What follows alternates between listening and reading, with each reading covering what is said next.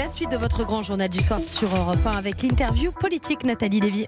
Et avec votre invité ce soir, Aurélie Herbemont, dans ce studio, Patrick Kanner, président du groupe socialiste au Sénat. Bonsoir Patrick Kanner. Bonsoir madame. Vous avez demandé au Premier ministre de décaler de 15 jours le début d'examen de la loi retraite au Sénat. Le Premier ministre n'a pas fermé la porte, mais il fixe un cadre, que ça ne perturbe pas l'adoption de la loi avant l'été. Ce calendrier sera tenable si vous commencez plus tard. Pourquoi 15 jours, pour reprendre votre propos? Parce que nous voulons connaître les conclusions de la conférence de financement. Vos collègues députés n'ont pas pu examiner avec la conférence de financement. Donc. Oui, donc on marche sur la tête. Notre objectif, c'est, en tant que parlementaire, représentant les intérêts des Français, c'est de pouvoir dire, mais nous voulons pouvoir débattre au Parlement, ça n'a pas été le cas à l'Assemblée, dans de bonnes conditions au Sénat, qui devient le seul lieu de contre-pouvoir, finalement, de la politique gouvernementale.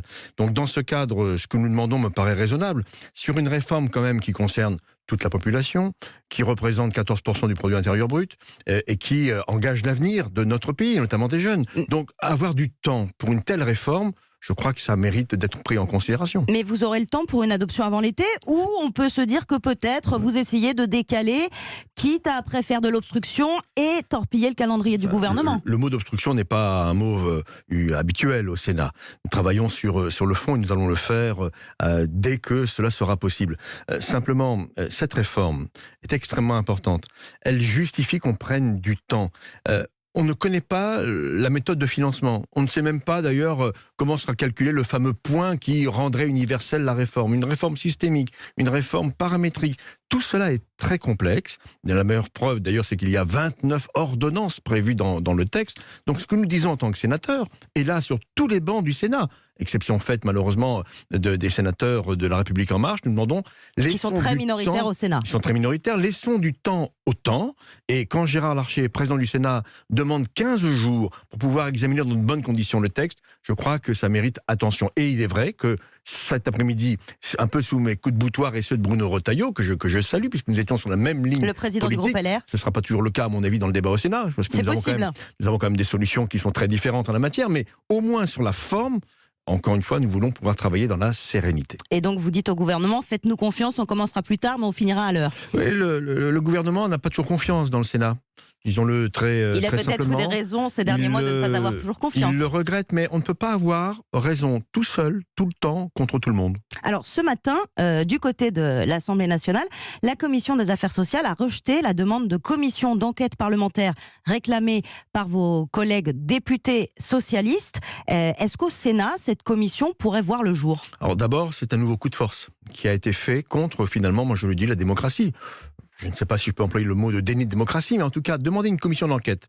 Parce que nous avons des craintes sur la sincérité de l'étude d'impact qui a été présentée au Parlement. L'étude d'impact sur les retraites. Exactement, sur l'étude d'impact qui engendre le texte et qui a été profondément critiquée par le Conseil d'État, qui ne peut pas être suspecté d'être de droite ou de gauche. C'est le Conseil d'État, la plus haute juridiction administrative du pays. Cette étude d'impact est critiquée. Nous demandons simplement à savoir comment elle a été élaborée. Et vous pensez pouvoir la faire au Sénat, cette commission d'enquête? J'ai demandé, avec nos collègues du groupe communiste au Sénat, à Gérard Larcher de bien vouloir déclencher cette commission d'enquête parce que nous estimons utile pour que finalement tout le monde soit informé de la réalité aujourd'hui de l'argumentaire du gouvernement. Patrick Kanner, les Insoumis appellent à écraser partout les listes En Marche au municipal après l'utilisation du 49.3 sur les retraites. Est-ce que vous aussi, au Parti Socialiste, vous appelez à écraser les marcheurs au municipal? Je laisse à France Insoumise les expressions habituelles, quasiment guerrières, qui sont utilisées depuis maintenant quelques temps. Ce que nous voulons, nous, c'est une sanction.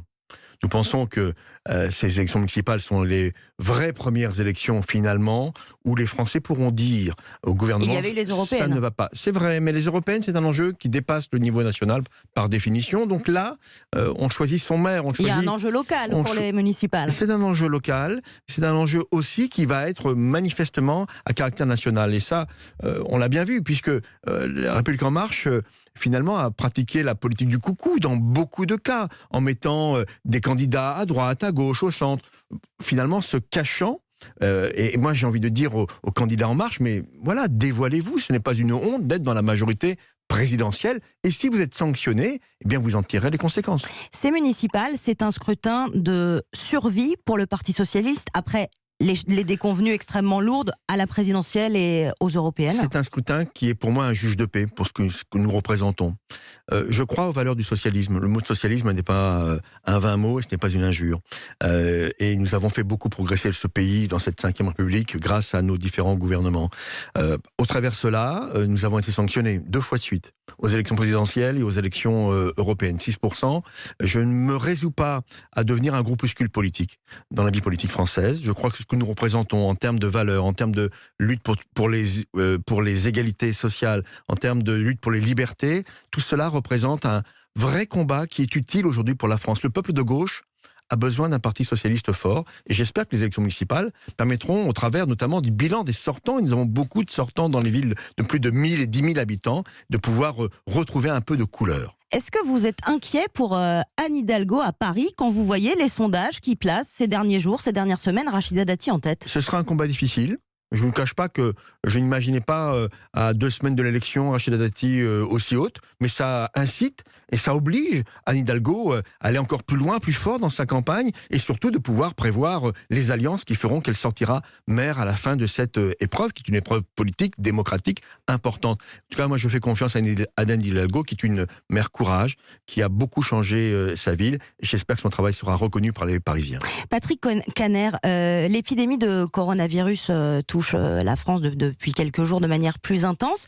Les matchs de foot de Ligue 1, je m'adresse à l'ancien ministre, sont maintenus. Est-ce que pour vous, c'est raisonnable avec les différentes mesures de confinement qu'on peut avoir ici ou là? C'est raisonnable, et je pense que c'est même souhaitable. Parce que nous sommes aujourd'hui dans un stade 2, c'est un stade préoccupant, on ne va pas se raconter l'histoire, mais on ne peut pas arrêter le pays. Vous savez, moi j'ai connu une épreuve peut-être encore plus difficile, celle des attentats. Et quand j'étais ministre, il a fallu statuer sur le fait de maintenir ou pas l'Euro 2016. Et nous l'avons fait, et je crois que nous avons bien fait. Donc dans ce cadre-là, je fais confiance au gouvernement, et là je le dis très simplement, pour que les mesures de précaution, de prévention soient le plus largement utilisées, et que à ce stade-là, je pense que nos stades de foot doivent être préservés et que les manifestations puissent se réaliser. Après, la décision appartient à l'exécutif. En tout cas, moi, je serai dimanche soir à Lille-Lyon. Il y aura 50 000 personnes. Le stade sera peut-être couvert.